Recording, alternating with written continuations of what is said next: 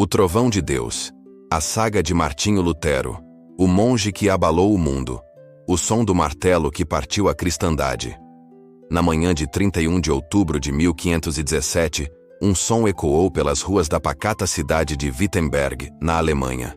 O som de um martelo pregando um documento na porta da igreja do castelo. Era um ato aparentemente simples, realizado por um monge agostiniano atormentado por sua própria alma. Mal sabia ele, ou o mundo, que aquelas marteladas não pregavam apenas um convite para um debate teológico. Elas eram o trovão que anunciava a tempestade. Elas rachariam a unidade milenar da cristandade, desafiariam o poder de papas e imperadores e acenderiam o fogo da reforma protestante. Esta é a saga de Martinho Lutero, um homem de fé colossal e contradições profundas, cuja busca pessoal e desesperada pela salvação o transformou contra sua própria vontade em um revolucionário que arrastou a Europa para a era moderna. E se você está gostando desse conteúdo, dê o seu like, se inscreva no canal e compartilhe para continuar recebendo conteúdos como esse. As origens, o medo de Deus e a fúria da tempestade. Martinho Lutero nasceu em 10 de novembro de 1483, em Eisleben, Sacro Império Romano Germânico. Seu mundo foi forjado pela dureza e pela superstição. Seu pai, Hans, era um minerador de cobre, um homem severo e ambicioso que via no filho a chance de ascender socialmente através da advocacia. Sua mãe, Margarete, era uma mulher devota, mas que, como tantos na época, vivia sob o medo constante de Deus, dos demônios e das bruxas. Lutero cresceu em um lar onde a disciplina era rígida e a imagem de Cristo era a de um juiz implacável. Destinado a cumprir o sonho de seu pai, o jovem Martinho se mostrou um aluno brilhante na Universidade de Erfurt. O caminho para uma carreira de prestígio como advogado estava traçado. Mas em 2 de julho de 1505, o céu interveio. Enquanto cavalgava de volta para a universidade, Lutero foi apanhado por uma violenta tempestade. Um raio caiu perto dele, atirando-o ao chão. Em pânico mortal, confrontado com a perspectiva do juízo final, ele clamou em desespero à padroeira dos mineiros: "Ajuda-me, Santana, e eu me tornarei um monge." Para a fúria de seu pai, Lutero cumpriu sua promessa. 2 semanas depois, ele bateu às portas do mosteiro agostiniano em Erfurt, trocando uma vida de leis humanas pela busca da lei de Deus, na esperança de encontrar paz para sua alma atormentada. A agonia do monge. A busca desesperada pela salvação. No mosteiro, Lutero não encontrou a paz, mas a intensificação de sua angústia. Ele se tornou um monge exemplar, superando todos em jejuns, vigílias e orações. Passava horas no confessionário, listando pecados minúsculos, mas cada absolvição trazia apenas um alívio temporário. Ele era assombrado por suas Anfechtungen, seus tormentos espirituais. Como poderia ele, um pecador miserável, ser aceito por um Deus perfeitamente justo e santo?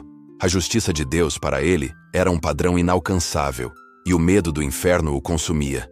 Seu superior, Johann von Staupitz, vendo a agonia do jovem, tentou redirecionar seu foco. Ele o incentivou a estudar as Escrituras e o enviou para lecionar teologia na recém-fundada Universidade de Wittenberg.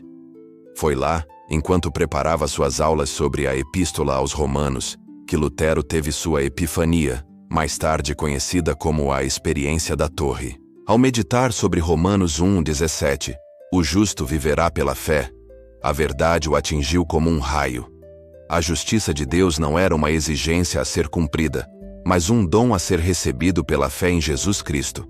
A salvação não era conquistada por obras, mas concedida pela graça.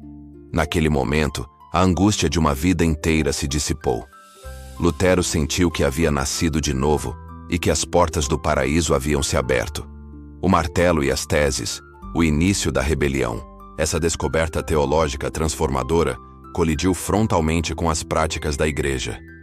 Em 1517, o frade dominicano Johann Tetzel viajava pela Alemanha vendendo indulgências, documentos que prometiam a remissão das penas temporais do purgatório para os compradores ou seus entes queridos falecidos.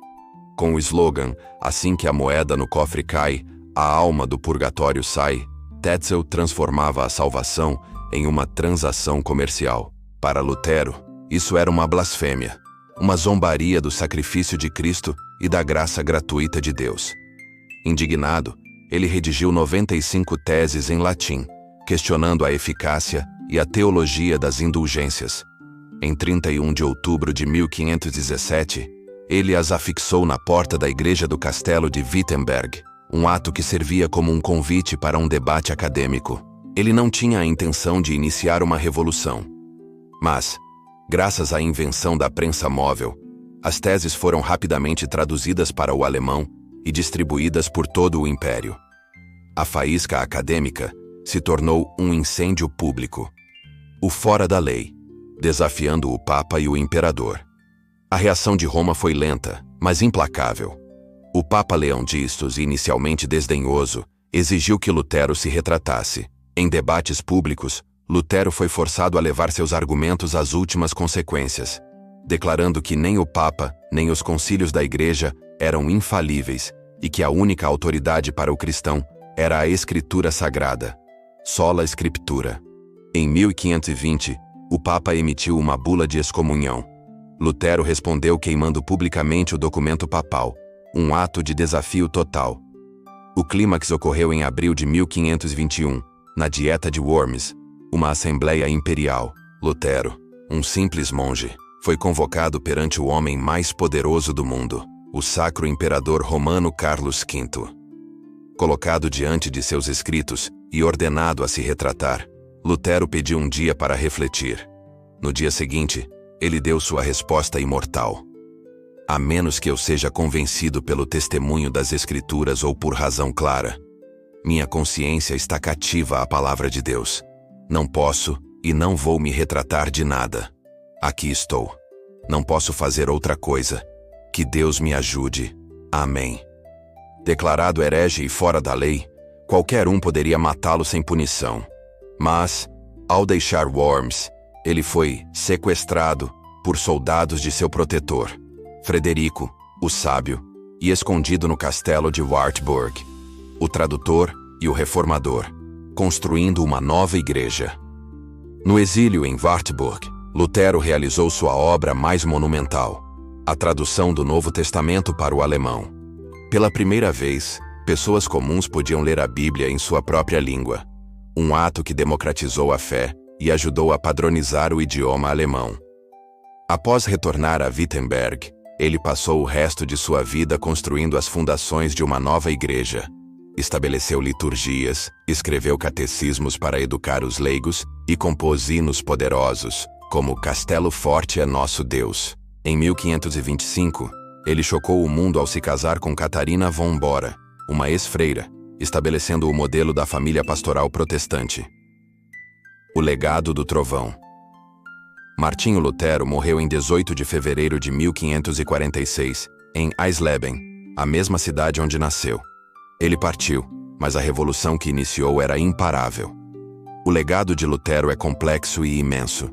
Ele libertou milhões de uma estrutura de medo e culpa, elevando a consciência individual e a fé pessoal. Suas ações pavimentaram o caminho para a liberdade religiosa, o pensamento crítico e o mundo moderno.